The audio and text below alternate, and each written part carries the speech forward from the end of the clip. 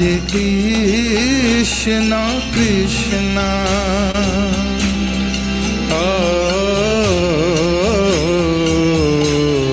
Krishna, Hare Hare,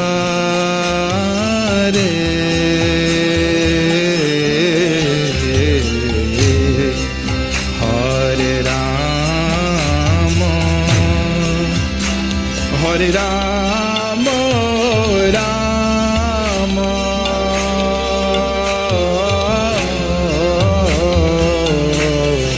Rama, Hare Hare.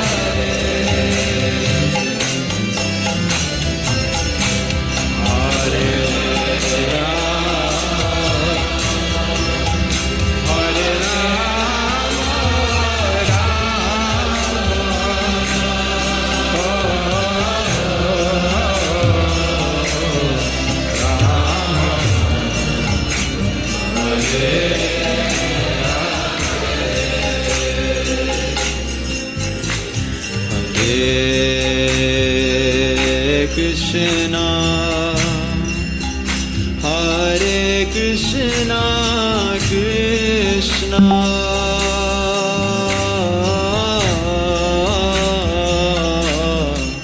Krishna,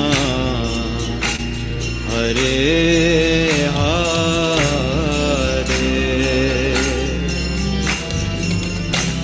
Hare Rama,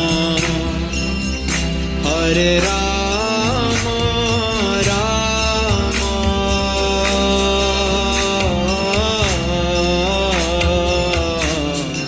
Rama, Hare Hare,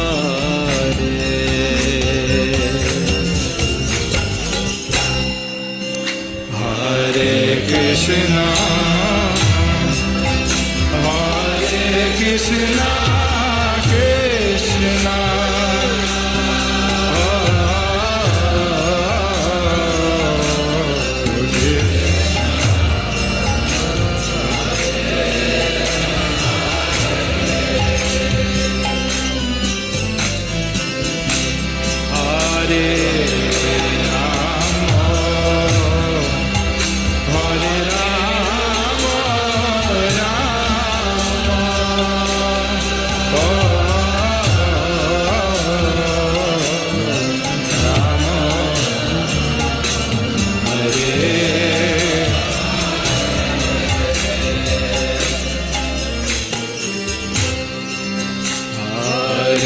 Krishna, Hare Krishna, Krishna,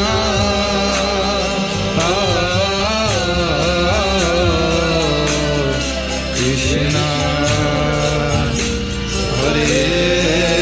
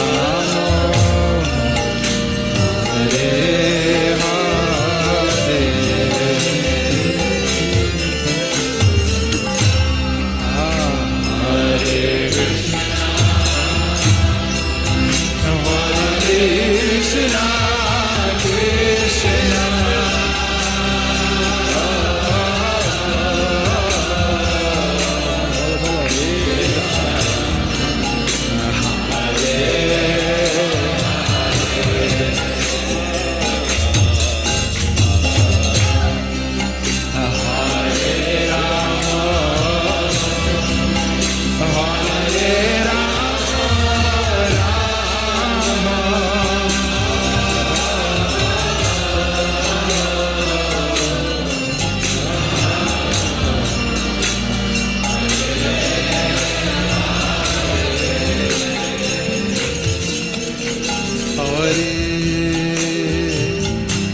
Krishna,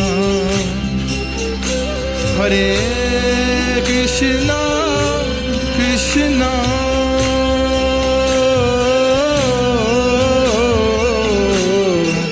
Krishna, Hare Hare,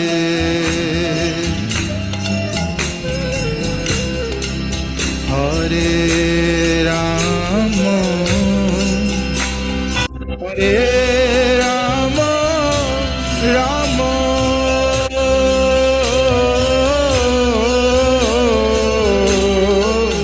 Rama, Hare Hare.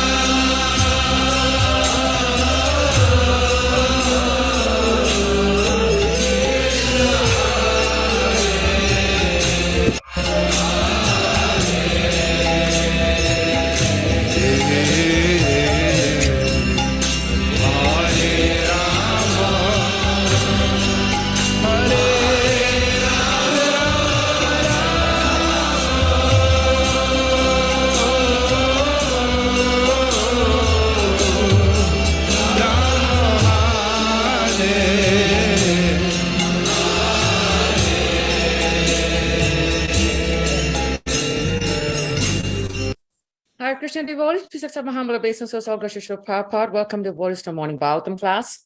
This morning we continue with Srimad Bhagavatam, Canto 1, Chapter 17, verse 19. And the chapter is entitled The Punishment and Reward of Kali. And this morning class will be given by His Grace Precious Prabhu from ISKCON Harrisburg. Without further delay, we will start the class. Hare Krishna. Hare Krishna. Jaya Radha Madhava Kunja Bihari. Jaya Radha Madhava Kunja Bihari.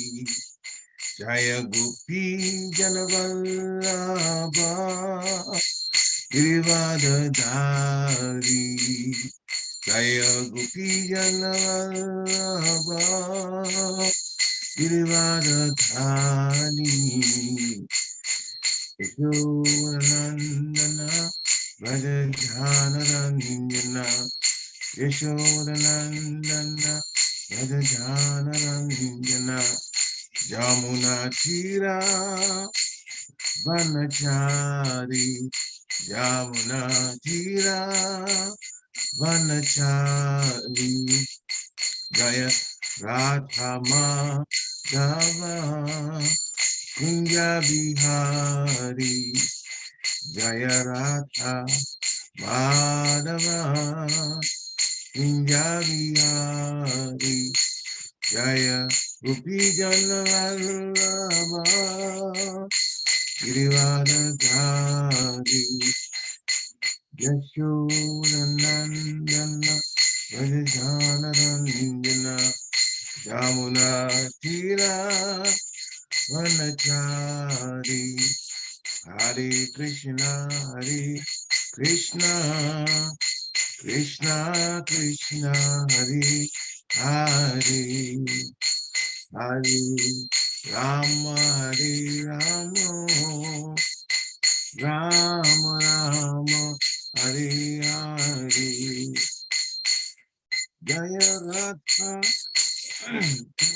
Jaya Radha Kalachanji Radha Kalachanji Radhe Jaya Radha Damodara Radha Damodara Radhe Jaya Radha Sharadhi Hari Radha Sharadhi Hari Radhe Jaya Jagana Jaya Jagana Jaya Baladeva Jaya Subhadra Jaya Nitai Gora Chandra Nitai Gora Chandra Nitai Gora Chandra Gora Hari Jaya Prabhupada Prabhupada Prabhupada Srila Prabhupada Jaya Guru Deva Jaya Guru Deva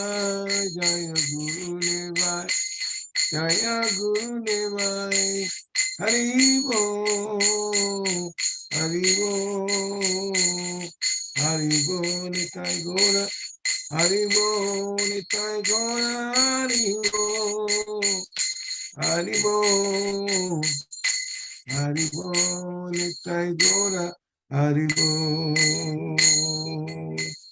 Jaya Om Vishnupada Paramahasa Parivajikacharya Astottara Satyashimaris Divine Grace A.C. Bhaktivedanta Swami Srila Prabhupada Ki Jai Jaya Om Vishnupada Paramahasa Parivajikacharya Astottara Satyashimaris Divine Grace Srila Bhaktisiddhanta Saraswati Thakur Maharaj Prabhupada Ki Jai Ananta Koti Vaishnavini Ki Jai Namacharya Sri Haridas Thakur Ki Jai ISKCON founder Charya Srila Prabhupada Ki Jai Prem se kaho Shri Krishna Chaitanya Prabhu Nityananda Shri Advaita Gadadhar Srivachari Gaur Bhaktivinoda Ki Jai Shri Shri Radha Krishna Gopa Gopinath Shyama Kund Radha Kund Giri Govardhan Ki Jai Vrindavan Dham Ki Jai Mathura Dham Ki Jai Navadvip Dham Ki Jai Jagannathpuri Dham Ki Jai Jagannath Swami Ki Jai Ganga Mai Ki Jai Jamuna Mai Ki Jai Tulsi Devi Ki Jai Bhakti Devi Ki Jai Hare Krishna Mahamantra Ki Jai Transcendental Book Distribution Ki Jai Samaveta Bhaktivinoda Ki Jai, Nitai Gaura Premanande, Hari Hari Bo. All glories to the assembled devotees, Hare Krishna.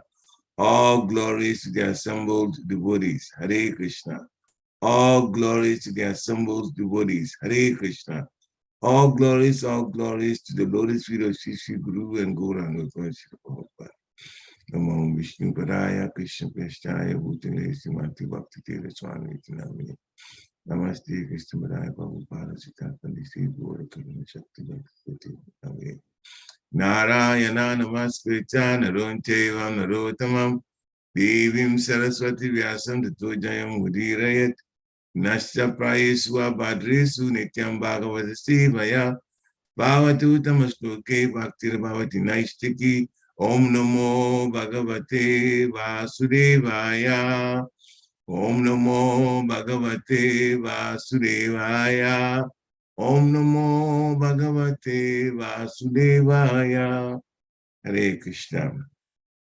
Good morning, dear devotees. So this morning's class is from Srimad Bhagavatam, first canto, chapter 17, in text 19, 117, 19.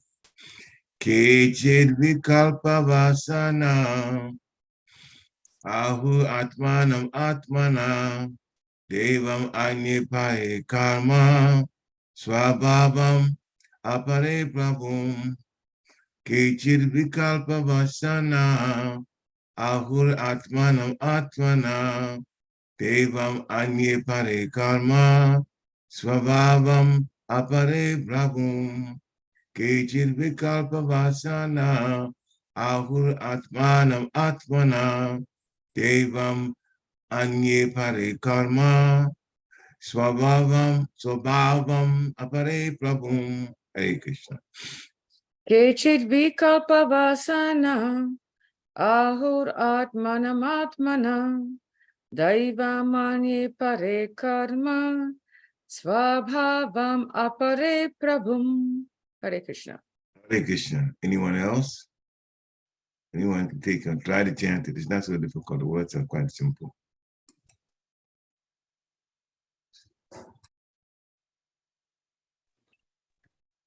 केचित् विकल्पवसना अहुरात्मात्मनः दैवमन्ये अपरे कर्म स्वभावम् अपरे प्रभुम्. Hare Krishna. Hare Krishna. Anyone else?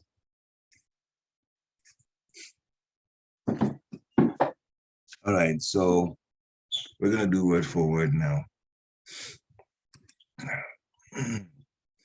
Kechit, some of them. Vikalpa, Vasana, those who deny all kinds of duality. Ahu, declare. Atmanam, own self. Atmanaha, of the self. Devam, superhuman. Anye, others. Apare, someone else. Karma, activity. Svabhavam, material nature. Apare, many other. Prabhum, authorities. Translation by His Divine Grace A.C. Bhaktivedanta Swami Srila Prabhupada. Srila Prabhupada ki jai. Some of the philosophers who deny all sorts of duality declare that one's own self is responsible for his personal happiness and distress. Others say that superhuman powers are responsible, while others say that activity is responsible. And the gross materialists maintain that nature is the ultimate cause. Purport by Srila Prabhupada. As referred to above, philosophers like Jaimini and his followers established that fruitive activity is the root cause of all distress and happiness, and that even if there is a superior authority, some superhuman powerful god or gods, he or they are also under the influence of fruitive activity, because they reward results according to one's action. They say that action is not independent. They say that action is not independent because action is performed by some performer. Therefore, the performer himself is the cause of his own happiness or distress. In the Bhagavad Gita, chapter 6, Jnana Yoga, text 5, it is also confirmed that by one's mind, free from material affection, one can deliver himself from the suffering of material pangs. So one should not entangle oneself in matter by the mind's material affections. Thus, one's own mind is one's friend or enemy in one's material happiness and distress. Atheistic materialistic Shankites, they conclude that material nature is the cause of all causes.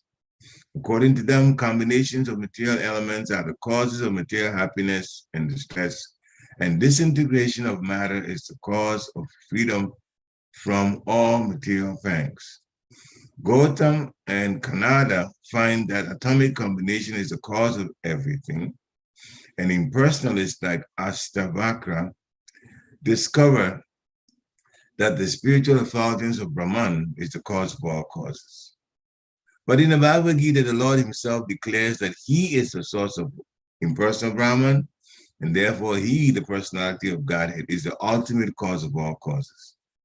It is also confirmed in the Brahma Samhita that Lord Krishna is the ultimate cause of all causes.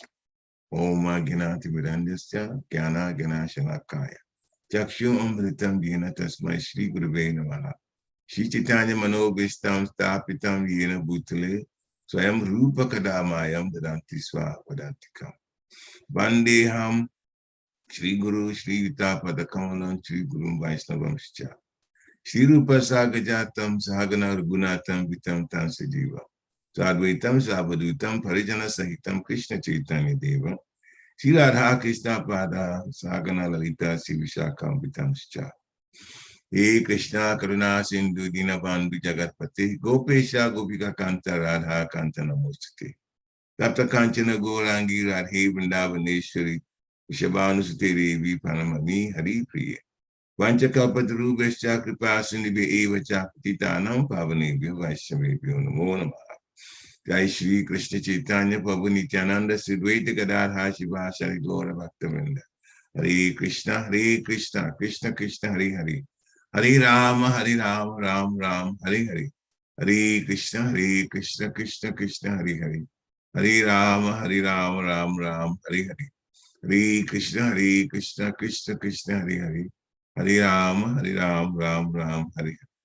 Namo Vishnu Padaya Krishna Prasthaya Bhutale Srimati Bhaktivedanta Swami Niti Namini Namaste Saraswati Devi Gauravani Pracharini Nirveshesha Sunyavadi Paschatya Desatarini Namo Mahabharanyaya Krishna Prema Padayate Krishnaya Krishna Chaitanya Namni Gunachase Namaha Anandali Damaya Vigrahaya Himaviri Vacha Vishnuraya Tasmi Mahaprema Raspandaya Chaitanya Chandraya Namo Namaste Chaitanya Chandraya Namo Namaste Chaitanya Chandaya Namo Namaste, Chaitanya Chandaya Namo Namaste.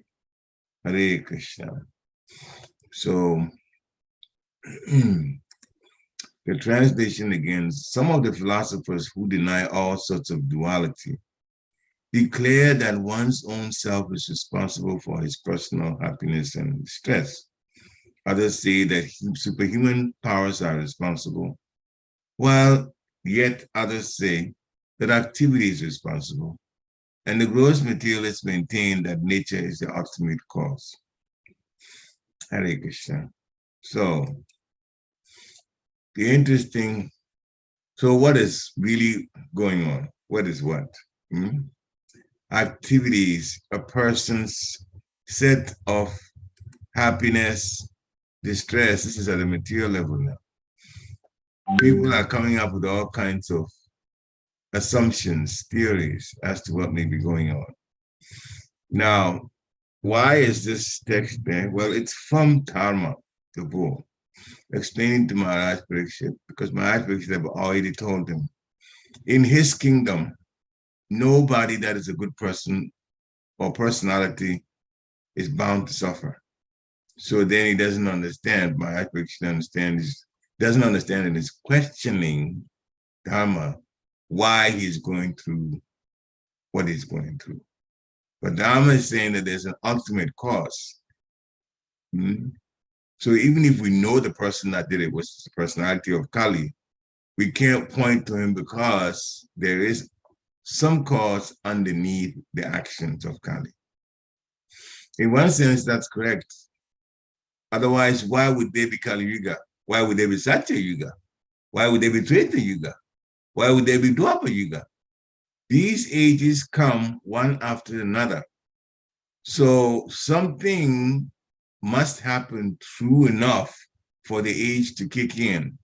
But the ages are bound to kick in anyway. As long as there's a Satya Yuga, as long as there's a Treta Yuga, as long as there's a Dwapara Yuga, as long as there's a Kali Yuga, or as they call it in English, Golden Age, Silver Age, Copper Age, and Iron Age, those ages are going to come. So something will cause them anyway. That's why Dharma did not want to point at the personality of Kali directly, even though he was the one beating the bull. He was also, Dharma was looking at it from a more holistic and underlying cause. It is bound to happen. It is bound to happen. Kali Yuga kicked in because a Brahman boy cursed Maharaj Pariksit. The same Maharaj Pariksit talking to Dharma. He was cursed later on to die in 7 days. That was not the fault of the bull. but it happened anyway. So yes, there is causes that make things unfold the way they do. Now, having said that though, are there actions by people? Yes. Maharaj Pariksit, in his case, when he got the curse to die in 7 days, it was because he put a dead snake around Shankarishi, the sage. The sage was in meditation. The sage was asked for water. He did not give water, and therefore the emotions of Maharaj Pariksit kicked in. Being denied like that, then he found a dead snake, knowing very well that the snake will not kill or harm Shankarishi, but to make a point that you didn't do anything to me for me when I visited your ashram. But these are all activities. So their activities have something to do with what happens in everybody's life.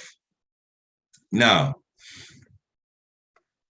as it says here in the translation, some of the philosophers who deny all sorts of duality declare that one's own self is responsible for his personal happiness and distress. That can't be totally true. First of all, they deny all sorts of duality. This world is full of dualities.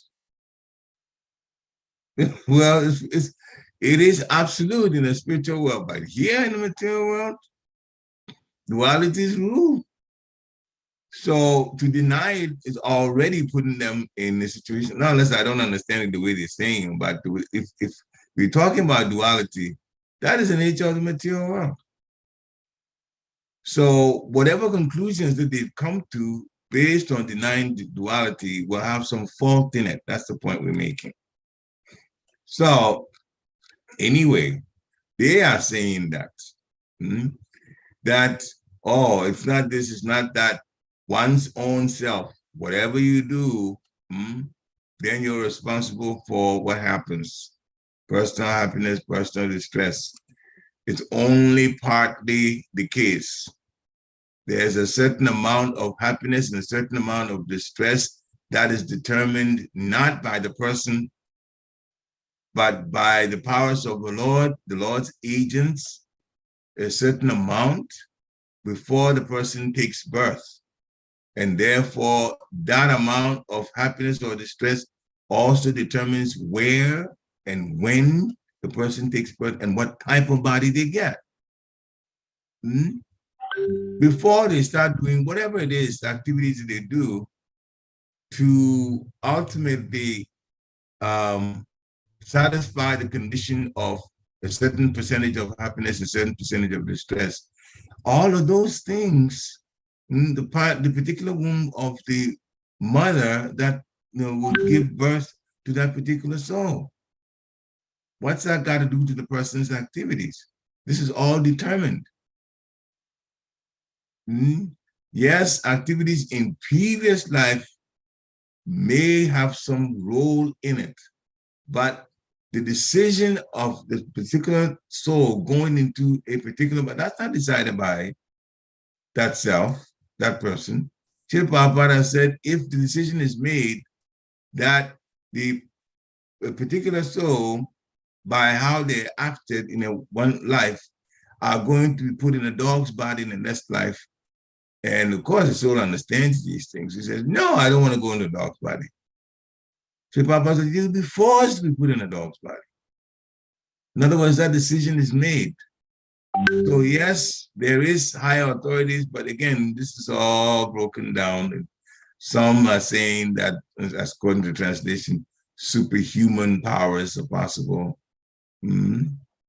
Others say that activity is possible, and the gross materialists, they say that nature is ultimate cause. So all of these reasons, they're hitting on some things that is not deniable, but they're not giving the total picture. So Srila Prabhupada breaks it down and says, then he calls some philosophers by name, Gemini. He said fruitive activity is a root cause of happiness and distress. And even if there's some superior authority, a superhuman powerful God, all gods, that they are also under the influence of fruitive activity. Now that's when it starts to break down. Because Krishna, if we're talking about a superhuman powerful God, the cause, the greatest, nobody's at this level. He is not bound by karma. He is not bound. Decisions that are made from the Supreme Personality of Godhead's agents, they're not related to karma. They're not related to karma in terms of them being with them. Actually, yeah, karma has something to do with it, but let me rephrase the sentence. They themselves are not being controlled by karma. That's what I wanted to say. They're not controlled by karma. The Lord is not controlled by karma. And so the agents of the Lord make a decision based on the Lord being the ultimate cause. The person may be controlled by karma by their activities. So that there's some truth in that. But to say that God is also under the influence of fruitive activity because decisions are made that way, that is absolutely wrong. Because God is not under karma. As a matter of fact, when devotees, when people also come to the devotional level and they begin to perform pure devotional service, they are not under karma either. Not even them. So their activities are recorded not by Yamaraj, the superintendent of death, they are recorded by the Supreme Personality of Godhead as the Lord of the heart, Paramatma. He takes charge of the activities of a devotee. So we're taken away from a karma situation. So, yes, we'll talk about the mind a little bit because it has a lot to do with, this happiness and distress thing. So in the purpose of Prabhupada says they're saying action is not independent because action is performed by some performer. Therefore, the performer himself is the cause of his own happiness or distress. That is also partly true, but the percentage of happiness or distress, that's going to play out in everybody's life. And that's why sometimes person is not doing anything to cause distress, but distress comes anyway. Distress comes anyway because the quota for the distress for that life are supposed to be made up before the person leaves the body. So it is set up in that way that, yes, there's some activity from us. And then later on, when Bhagavad Gita actually puts everything in perspective, it becomes clear. Because there are some assumptions, part of it, they hit the mark, part of it does not hit the mark. Does it say that God is under karma, which is not true? But some superhuman powerful, the Lord's agents are more powerful than us, so they do exist. So it's like we are hitting some points here and there. So one should not entangle oneself in matter by the mind's material affections. In other words, connecting to matter. I like this, I don't like this. You do that, sometimes mind becomes a friend. When they disconnect from material activities, not put the heart into it. So I have to do what I have to do. Or the mind becomes so attached to material activities that material activities begin to control the person. As a matter of fact, we have a word for it. It's called addiction. Addiction is a clear situation when a person falls into that. There's something that is not even good. It's distressful for the mind, distressful for the body, but they can't get out of that. The mind has become the enemy. The intelligence will kick in and say, but this is wrong, and they still do it. For example, smoking. Smoking will give you cancer. Smoking will kill you ultimately. Smoking will shorten your life. Smoking around. The smoke affects other people who breathe in the smoke in the immediate area. They also get affected. So one is ruining their own bodies and causing slow ruin of others who are around them when they smoke. Still, they smoke because of addiction. So One's mind can be a friend or an enemy. True enough. So the Bhagavad Gita, chapter 6, text 5, Srila Prabhupada quotes that. So what is chapter 6, text 5? Udaret atmanatmanam natmanam avasadayet atmeva hyatmano bandhur atmeva ripur atmana. One must, this is Krishna speaking, one must deliver himself with the help of his mind and not degrade himself. The mind is a friend of the conditioned soul and his enemy as well. So yes, depending on the activity, the mind conjuring up the activity, coming up with the activity, and the senses performing the activity, the mind becomes a friend. How? When you perform activities in the mode of goodness and better yet, transcendence. When we chant the Hare Krishna Maha Mantra, Hare Krishna, Krishna Krishna, Hare Hare, Hare Rama, Ram Ram, Hare Hare. Yes, we use our minds and we use a sense of speech to do that. The mind connected with that sense. And of course, when we chant out loud, and even the sense of hearing also kicks in. Those are transcendental activities because the mantra itself is from the spiritual world, and that's transcendental, that's spiritual. So when the mind helps us to chant, that is good. But when the mind gets itself involved in things that are destructive to the body, then the mind is helping to degrade, to degraded mind. So the mind is a friend of the conditioned soul and his enemy as well. So that is the point that Srila Prabhupada was reason Srila Prabhupada quoted Bhagavad Gita chapter 6, text 5. So he's saying that the mind should be trained.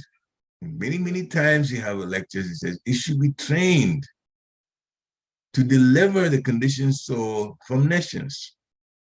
It should be trained to do that. So you have to physically make some vows, stop doing some things that are destructive, and change the type of lifestyle to a lifestyle that is beneficial to the mind, to the body, and to the soul ultimately. In material existence, the Prabhupada says one is subjected to the influence of the mind and senses. This is how we live. Although the soul has a real mind, this mind that we're using is part of the body, the subtle body. That we can't see. The subtle is those things that we can't see. The mind, intelligence, we cannot see, we cannot hold. But in the physical body, those we can see, and the senses are there, but the senses are controlled by the mind. So the pure soul may be entangled in the material world because the mind is involved with the false ego. And what is the false ego's aim? I want to control everything in material nature that I come in contact with. And that is the beginning of trouble because the material nature doesn't even belong to us, much less try to control it. And in trying to control it, we get more entangled in it. Every time that people try to say, oh, we're going to do some things that are more convenient, come up with more material items that are convenient. Every time that change is made, the other day we were talking about it, oh, this is, we have in America, especially our roads are so nice. There's hardly any bump, really bad potholes anywhere because it's all dealt with nicely. That's looking at it on the one hand. And the other hand is, it doesn't take much. You get someplace and then there's a stop there. There's some workers in the middle of the street and they stopped your car and they said, you can't go until the other part because we are working on the street. We're trying to repair the street. So whatever plans that you made and the time you wanted to go do something, it's all thrown off. Why? Because well, they're gonna make the street so nice that there are no potholes. But in the middle of doing that, you get compromised with your plans. If you step out, this yesterday, last night, literally I had to turn around do a U-turn and going to the store, go to a different way. Place that I've went so many times in that direction, not one day, evening, and it was evening too, at all. They were there and stop, and there was no, I'm looking at stop for a while, and there was no indication that the stop sign would turn into slow so you could just go slowly. No, they're fixing the road. So on the one hand, we get nice roads that with no potholes. On the other hand, we get situations where our times are thrown off because workers get on the road, say, we're fixing it. And when they fix it, they block the road, they block the lanes. And we have to put up with it. So the more we try to do things, the more entanglement comes. Everything that is done in the material world to try to bring small convenience carries with it a situation that is distressful. And that's the way. The mind should be trained that it's like that so they will not be attracted by the glitter of material nature. And in this way, the conditioned soul may be saved. So the mind can become one's friend or one's enemy. The mind can become one's friend if they do two things. The transcendental activities, especially the hearing and chanting, that's done, serving the Lord. That's one. And second, the activities that are in the mode of goodness. As explained in Bhagavad Gita chapter 18, text 42, Shama Dhamma Titiksha, that is being equal to everyone, being religious, down performing your duties correctly as best that you can, and being tolerant, being religious, being Gyan, get to know about Krishna, study the scriptures, and apply what you studied. All of these help one to live a life of decency. You have to understand that every soul, depending on it doesn't matter the physical body that they're in, but every soul has the same quality. And therefore, we have to live life respecting all living entities. And one must not destroy anything unreasonably in nature, because we don't own nature. So all of these kinds of things, once we are aware of that, then the mind becomes the person's friend. We know it's a material mind, it's in a subtle body, but it's acting according to what Krishna says could be done and should be done. So that's on the one hand. Mr. Prabhupada, after going through what all of these Shankais and so on are saying, he finally says that the Lord is the ultimate cause of all causes. He is a source of the supreme. He's a supreme source for everything. He's a source of impersonal Brahman. He's a source of the Paramatma. And so impersonal Brahman is from the rays of the Lord that impersonalists want to go and be part of. He is Paramatma. His expansion is Paramatma, the Lord in the heart. He's also in Spritadvip, we call the pole star, Dhruvaloka. Lord can be in multiple places. He's also in all living entities. No matter how small, the Lord is there. But that's an expansion of the Supreme Personality of Godhead. Therefore, Lord Brahma says, Sarva Karana Karana. He is the cause of all causes. So in Brahma Samhita, is a compilation of prayers by Lord Brahma. In chapter 5, text 1, Ishvara Parama Krishna Satchidananda Vigraha Anadi Adi Govinda Sarva Karana Karanam. The translation is that the Lord Krishna, who is known as Govinda, is the supreme Godhead. He has an eternal, blissful, spiritual body full of all knowledge. He is the origin of all, and he has no other origin. And he is the prime cause of all causes. He is a prime cause, the underlying cause of all causes. Therefore, things that happen, yes, Krishna's agents work to determine what happens in a man's or a woman's life. The activities may be there, but the control is there from the material nature. And for devotees, you're guided.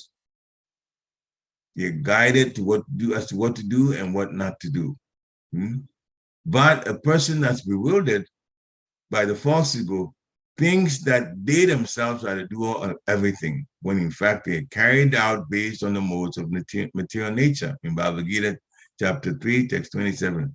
Prakriti kriyamanani gunai karmani savasa ahankara vimudatma kartaham iti manyate. Spirit soul is bewildered by the influence of the false ego. Thinks that he himself is a doer of activities that in actuality are carried out by the modes of material nature. Now, sometimes people have a little difficulty here hearing that people are saying, well, the spirit soul bewildered by false ego thinks himself the doer of activities that are in actuality carried out by the modes of material nature. That's what the translation is.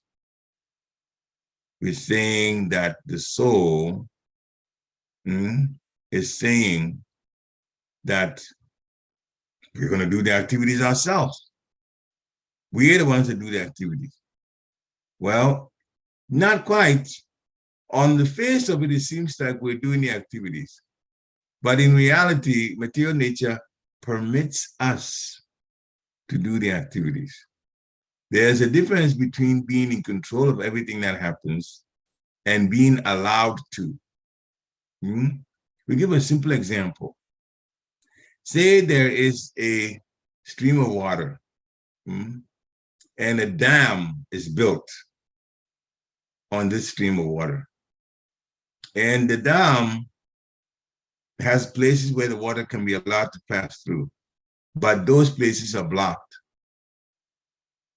Can the water flow? Yes, it can flow because of its nature, but can it flow past where the dam is? The answer is no. It can't. Unless the gates of the dam, the way they constructed, are open, then the water can go through. So then the water has to be allowed to go through, although the water can go through, but it has to be allowed to go through before it can go through. So that is our situation.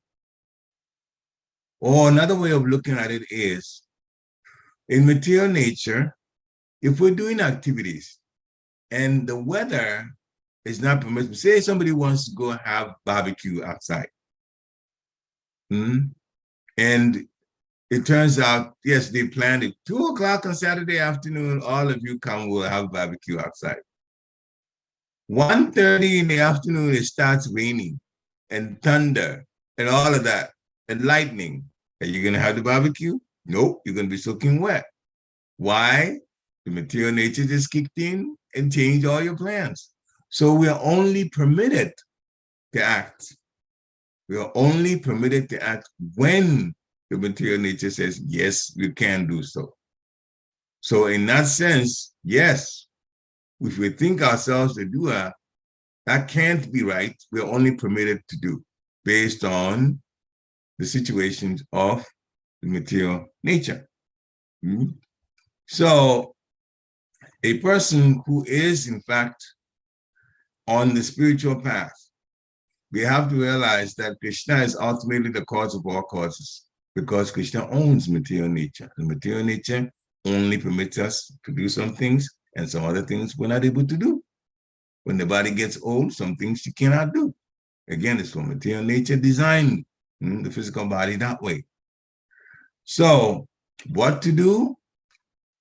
People have to understand, one, Krishna is ultimately the controller of all parts of our activities through Mother Nature. We have the free will to act, but with the permission of the Super Soul, Paramatma, the expansion of the Lord. But we cannot act outside the sanction of the Super Soul. meaning that everything that we do, the Lord permits us to do it, then we can do it. Just like we gave the examples earlier. We do have free will, but still, with that free will, we choose what to do. That's all it is. We choose what to do and not do with our free will. But the permission is given by the super soul. To be able to do it, that comes by the sanction of the super soul. So knowing that, what is the best course of action? The best course of action is to serve the Lord by serving according to his instructions. Serve the Lord's devotees, serve the spiritual master, serve the devotees, serve the deity. You serve the Lord in Krishna consciousness, or dovetail all activities for serving Krishna and his devotees. That is the best use of our mind and our senses. So even in our material activities, we should always remember the Lord, as Srila Rupa Goswami says, and chant the holy name of the Lord, or listen to kirtans or bhajans so that our minds are on the holy name of the Lord when we're doing activities. In the activities, that way, that will satisfy the super soul, because then a person is more Krishna conscious and they're getting disconnected from life here on the earth. So the actions are very important, and some of the consciousness that come with the actions are also very important. We have to detest sense gratification. And even when there are austerities and penances for the sake of devotional service, we should do them anyway. Engage in the service of the Lord. And as it says, chant the holy name, glorify the name, and listen to discussions about the Supreme Personality of Godhead. And that way, we will act devotionally and be in a mindset of devotional service, serving the Buddha, serving Guru, and serving Krishna. And that way we can go back to Godhead at the end of this life. Hare Krishna. Shri Prabhupada ki jai. Thank you so much for such a wonderful class, especially really stressing the point of the mind. I really like that point about, because the mind is such a rascal. I was remembering, in fact, that's line that says, right, thus one's own mind is one's friend or enemy. So thank you for bringing that up. Would like to ask devotees if you have any questions, any comments, any reflection, any takeaway, please do raise your hand, or you can put the question in the chat and I'll be happy to read it. Just going down the line. I wanted to ask a question, if you could just shed some light on it. The Bhagavad Gita 6.5, the verse right here, in the purport, not the purport, sorry, in the translation, Prabhupada used the word "and not degrade himself." Can you shed some light on that, please?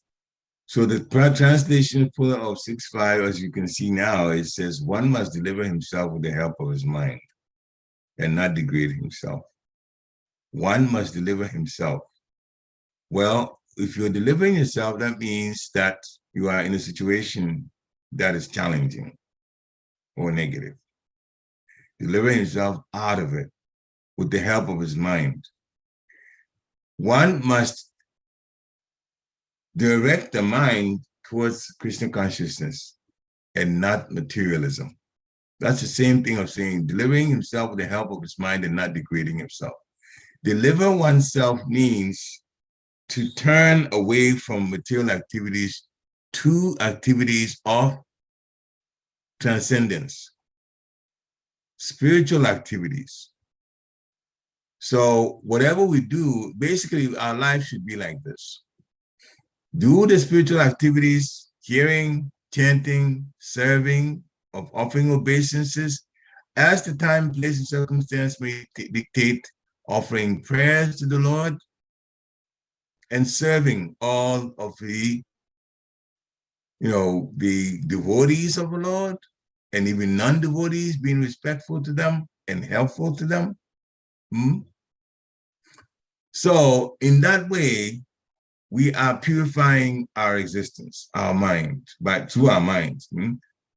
We think of something, then we do it. It doesn't matter how, we can think of something in a split second, but we think of something before we do it. So when we know the more the goodness activities, being a good person in general, and also in Kali Yuga, doing the things that are transcendental activities like chanting and hearing about Shastra, as you know, the 9 processes as described by Prahlad Maharaj, the 7th canto, Bhagavad Gita. Then the person is delivering himself with the help of his mind. When they degrade themselves is when they start doing things in sense gratification. I just want to gratify my senses. So I'll do this material thing, this other material thing. And now we put effort, sometimes very intense effort, to try to get something from the material energy, and we say we're going to be happy. Srila Prabhupada was saying the other day, so you can own the whole state to yourself if you want to, everything on the land of the state and everything. But if you are eating 4 chapatis before you own the state, after you own the whole, become super wealthy, you still will have 4 chapatis. You cannot eat 200 chapatis because you have the money to buy them. You can't. There's a limitation. So there is, you see, material energies like that. Your body is restricted to, I can't do this, only up to a certain point. So it doesn't matter how much. That's why Papa says just work honestly, just earn an honest salary or run an honest business and just go on like that. But to try to come up with, oh, here is so much of land, so much of the earth. Let me just own myself a big piece of it, and I'll be happy that way. It'll never come. It'll never come. All you do is get into more and more and more anxiety. That's all that's going to happen. So when one understands that, then the mind becomes the friend. And when one thinks that materialism is going to solve things, then the mind becomes the enemy. The mind becomes the enemy, because in the end, you're going to realize that we brought ourselves a lot of distress. So that's basically the explanation there. Hare Krishna. Thank you for sharing that chapati pastime. That really made a lot of sense. Like it really, really, like, hit it right on the nail. So thank you so much. That was really good. Yeah, because sometimes we think that we have more money, more wealth, and we can increase the eating. No, but the body can only take the same amount. So yeah, that was a good one. Thank you. Thank you so much. Krishna's mercy, Guru's mercy. Haribol. Any other questions from devotees? Any thoughts, any reflections, any takeaways, or coming to your mind about this really amazing class of how to make the mind our friend and not our enemy, is basically what Srila Prabhupada is saying. And I also really like the last one. He says that it is also confirmed in Brahma Samhita that the Lord Krishna is the ultimate cause of all causes. Yes, Sarva Karana Karanam. Yep. It works on us through his different energies. Yes. And then if you want to contact him directly, that's also there. That's through the Hare Krishna Maha Mantra. Because the Lord is absolute. So his holy name is him too. Yes. So that's the direct way in which we can contact the Lord in this Kali Yuga. Thank you. But yeah, he's the ultimate cause of all causes. Hare Krishna. Thank you so much. Absolutely. Any other points from devotees? Anything that you would like to share? Reflections, realizations, takeaways? And if there isn't, we thank you all for joining us, and we hope to see you online tomorrow morning. I believe tomorrow morning, if I'm not mistaken, is Chaitanya Charitamrita. I'm not so sure. But we have Balabhadra Prabhu online tomorrow, so please do join us tomorrow morning. Until then, Vancha Kalpatibhyascha, Kripa Sindhabhe Evacha, Patitanam Pavanebhyo, Vaishnavebhyo Namo Namaha, Srila Prabhupada Ki Jai. Have a wonderful day, devotees. Hari Hari Bol. Hare Krishna. Hare Krishna. Hare Krishna. Hare Krishna. Hare Krishna.